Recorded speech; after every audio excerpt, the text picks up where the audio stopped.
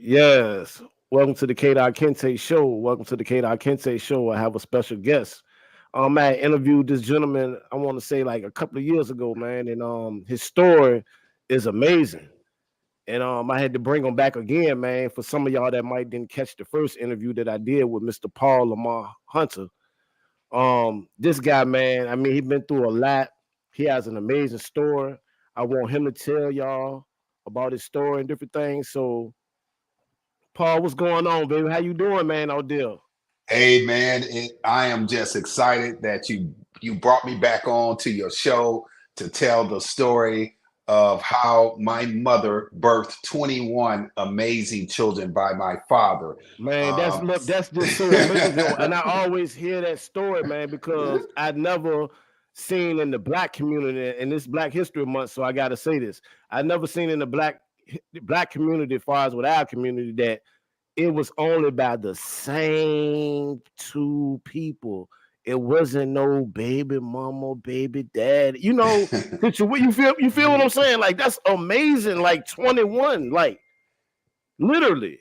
Like hey, so go ahead, hey, explain and let people know, man, because that story is just I'm glad. I am just glad that you brought up Black History Month because I know people want to talk about Colin Powell, they want to talk about Frederick Douglass, but hey, you have to put Louise Abby Hunter in Black History Month. You have to put James Hunter in Black History Month. So, yes, my right. mother birthed 21 children by my dad, 17 of us living today, 63 grandchildren and 87 great grandchildren. And I'm telling you, my mom was born in Vicksburg, Mississippi. My father was born in Fayetteville, Mississippi. They met as teenagers, 16 and 17. And they just, it seemed like it was love at first sight or Yeah. sex at first sight because they got together and they hooked up and they And it, stayed it, it together. never stopped. It never stopped. It never stopped. It never stopped. Um, And so I want to um, say something else too, Paul. You've been on talk about some tell us people the shows you've been on. Like you've been on the Vivica Fox. What is the with the ladies? You've been on that show. You've been on a lot of other different TV shows telling your story, different things. So your story has been getting out there. Yes, I was on Vivica A. Fox show. The title of her show was Face the Truth. I did Yeah. the episode in 2018. It did not come out until 2019. It was a challenge for me because that was my first national televised interview. So it was seen in all 50 states here in America. So Yeah. I'm just excited because there are some things that I'm working on. And You got I heard about the Kelly Clarkson deal, man. Thing about so yeah, I heard I heard about that. I've been doing my research, man. So I heard about the Kelly Clarkson. That's gonna be huge right there. It's going to Like be I huge. mean, people don't like explain that to people, man. Let people know about that situation. I had just sent out an email to them and probably about 7 to 8 months ago. And so I'm at work, I'm working hard. And so my Gmail went off and it was the producer of the Kelly Clarkson show. And they are going to bring me on as a guest.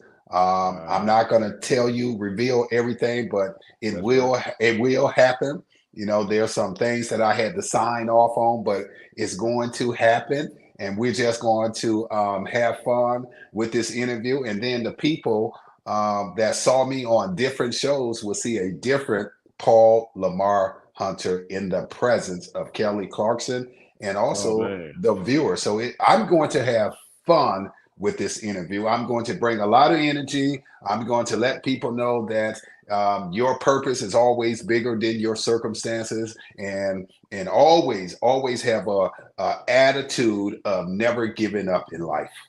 that's big. So as far as you reached out to the show, you wrote the show, you emailed the show, and different I things. Yes, I end up getting in contact with the producer, and it just took a long time. And when you're dealing with professional producers, you got to you have to work on their timetable. Yeah. I wish I can say let's do it now, but I can't. And I learned from my past mistake is that it's not Paul Lamar Hunter's timing; it's God's timing. That's right. So this Yeah. is it for Paul Lamar Hunter coming out, a guy that was born on October 16, 1970, from the city of Racine, Wisconsin. Populations probably about 90 to 95,000. Will make an appearance on the Kelly Clarkson Show, and I'm going to have fun. I'm going to Yes, sir. dance. I'm going to take pictures. That's I'm right. just going And to as you just should, enjoy as you myself. should. Now, Paul, I want you to talk about the challenges, man, of growing up with 21 siblings, and I know it's some challenges. It ain't. I know it's love and all but I know it was challenges too. This coming up. I want you to talk about this. Let the people know some of the challenges you did you had with coming up with your siblings and different things. I tell you what, one of the biggest challenge was that growing up in a family of 20 siblings plus my mom and also my dad. Yes, we had struggled financially, but let me say this. In the community that I grew up in, the neighborhood that I grew up in, we were close as a family.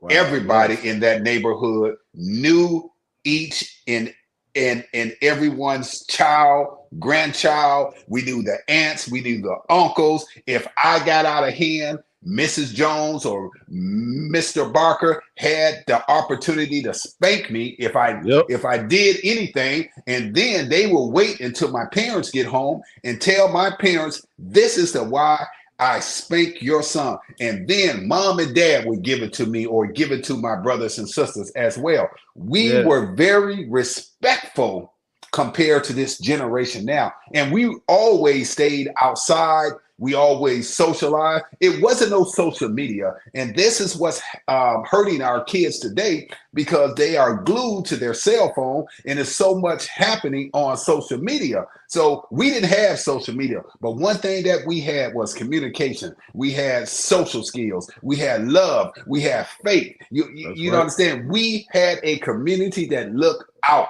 for ourselves. And I remember a time when mama used to say, boy, go knock on Miss Jones' door and tell her that we need some sugar. And here's this cup. And make sure it's filled to the top. You think I can do that now? Is knock on my neighbor door and say, hey, I'm out of sugar. Can I get some sugar from you? They'll look at me like I'm crazy. So that was a time that we grew up together and we were glued to each other. Didn't nobody come in our community to try to destroy or try to plant drugs into our Especially like community. having a big family from your family. Like, man, I can imagine won't nobody like trying to mess with y'all, bully y'all, or nothing like that. You know? Nobody messed with the Hunter family because we were just too big. I'm talking about huge. And I can tell you a time right now, my brother, when we were in high school, nobody messed with us. We only had one fight in high school and we destroyed that man and his sister. And it never happened again. Everybody was like, I am staying away from the Hunter family. And they stayed Yeah. away. And they were, believe me, they were happy when we were graduating college. Even the teachers and the principals, they were happy. when we were graduating high school, they were happy to get rid of those Hunter kids. They was happy when you left too. When you left. Yes, most definitely. When I left in 1990, I didn't look back. Yeah. So, man, I want to talk about this child support thing too, man, in different states though too, Paul. Like, because I'm in the state of Virginia, and how, child support work. I can remember, like I could say back in the day, I'm gonna use for an example, my father, rest in peace to my father, but like my father was in my life, but my mom put my father on child support because I wasn't living with my father.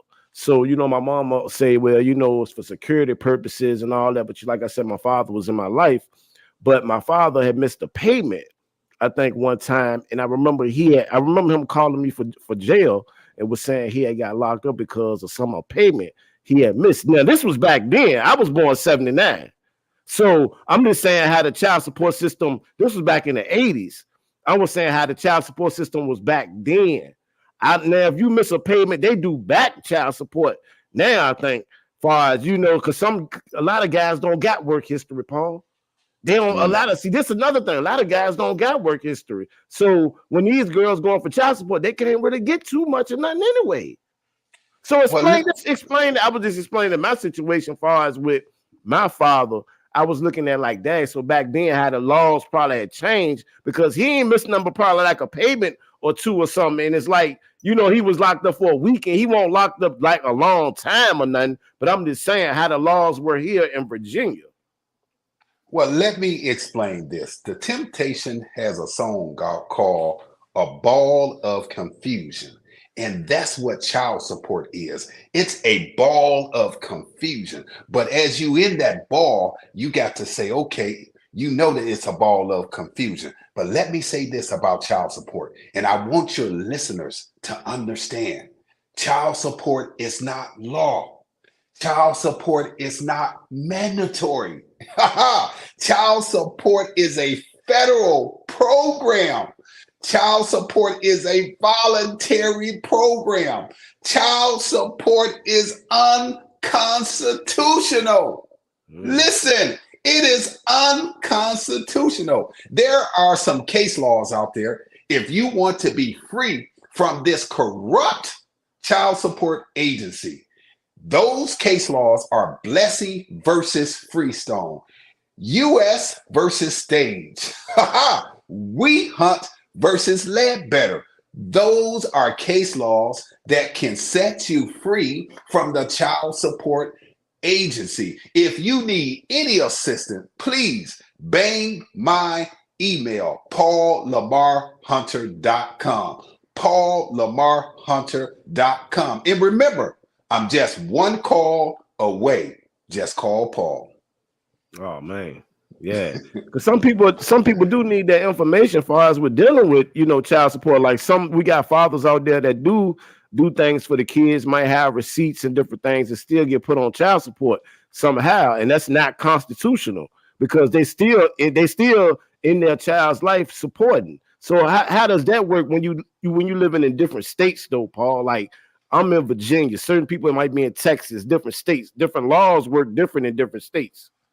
Well, the child support program is similar. It is in different states, but it's similar. They have to follow the federal program of the child support program. Let me say this. Child support is a contract between the state and the federal government. Listen again. Child support is a contract between the state and the federal government.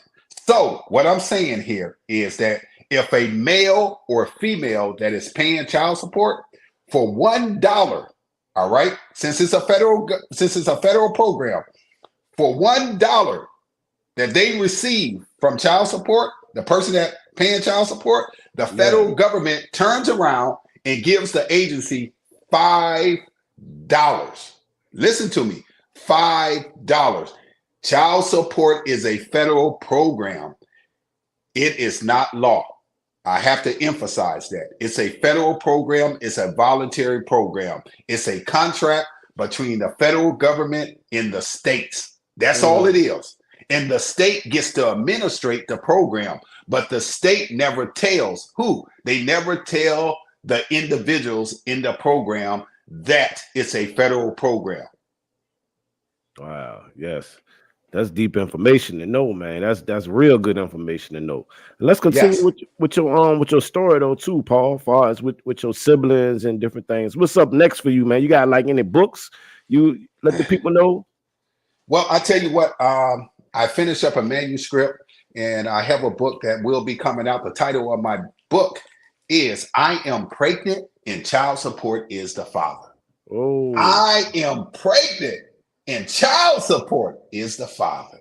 Wow. And that's going to be a dandy because it's going to detail the corruption that is going on here in America, the corruption from your governor, from your attorney general. It's going to expose them of the corruption of the child support program. Because see, I was in the child support program. That's the reason why I am a subject matter expert because I've been in the program. They told me I owe $57,000. All of the $57,000 was gone because I challenged them. I put together an affidavit and I challenged them. My case went from district to appeal to the United Oh, States Supreme Court.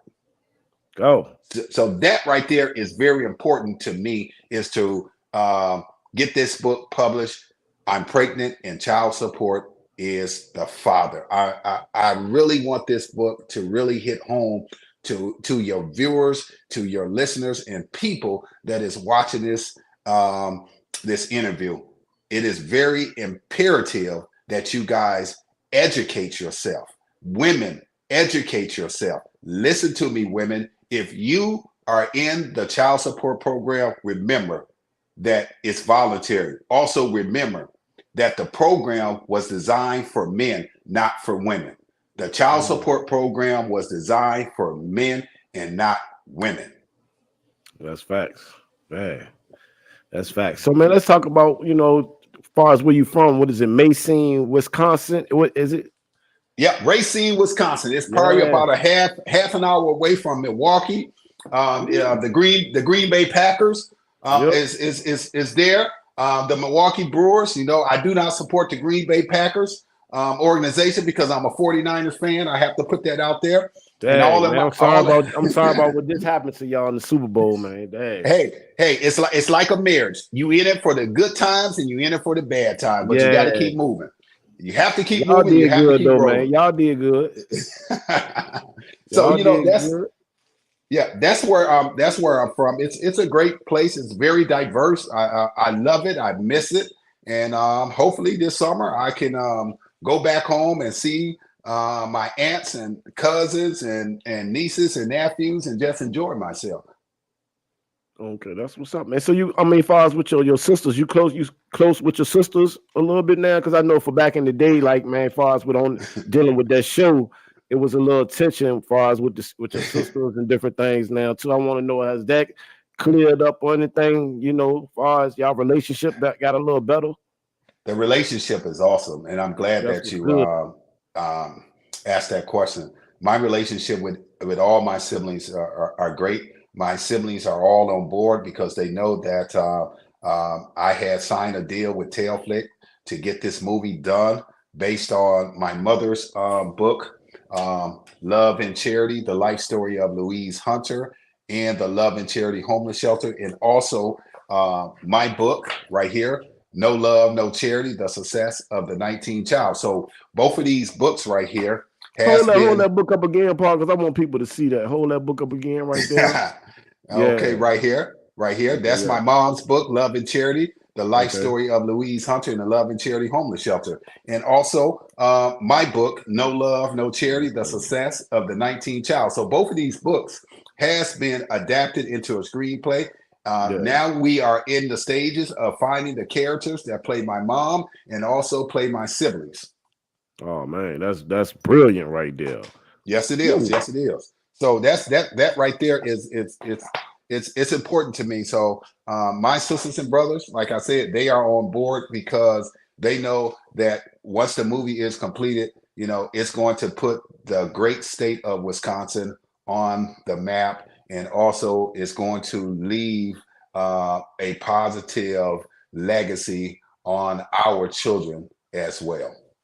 And that's what it's about, leaving a legacy. That's what we have to, keep telling the youth too about leaving a legacy. Nobody's not worried about leaving a legacy no more, man. And like where you come from, the background, you come from the siblings, it's a big legacy that all y'all leaving, you know. Yes, it is. And so, I think that my mom and dad did a great job Yeah. raising us, even though we experienced some difficult hardships in our life, but we always kept a positive attitude. So people listening to this interview, so what, life sucks. So what, you experienced some difficult times. So what, that you were neglected by your parents. You didn't get the job that you wanted. You experienced homelessness. You experienced drug addiction. So what? You can bounce back from a failure. You can turn your Right. mistake into a message of hope to inspire other people. You can do that. But what you have to do is surround yourself with positive men and women. Man, yes, yes, I totally agree. I totally agree. I ain't want to, hold you up too much though, Paul, because I know you're a busy man, man. I just want to thank you again for this, coming by again, letting my viewers know. You want to let the people know something else, man. What's going on? What you got next? Well, I tell you what, I'm this summer I'm planning on heading over to Washington D.C., also Maryland, because I'm doing going out there to do some podcast shows and stopping by the Boys and Girls Club to inspire those young men and women there. I just want people to know that they can go out and purchase my book, visit my website, paullamarhunter.com, paullamarhunter.com, and just remember that child support is not law. Child support is not mandatory. Child support is unconstitutional. But you know what? Take care of your kids. That's all I ask you to do. That's big facts. That's big facts. Yes, sir. Thank you, Paul, once again, man. And I always support you, man. You got my support. You already know how we rock. Thank you, and God bless. Yes, sir.